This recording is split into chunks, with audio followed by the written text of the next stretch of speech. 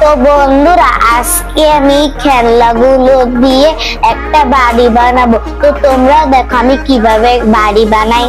প্রথমে আমি এগুলা জোড়া লাগিয়ে নেব।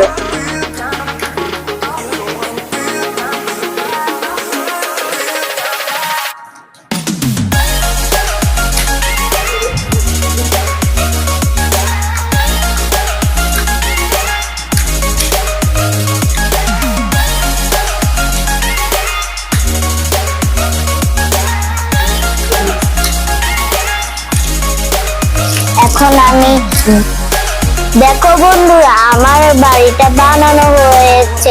কেমন হয়েছে তোমরা কিন্তু জানাবে।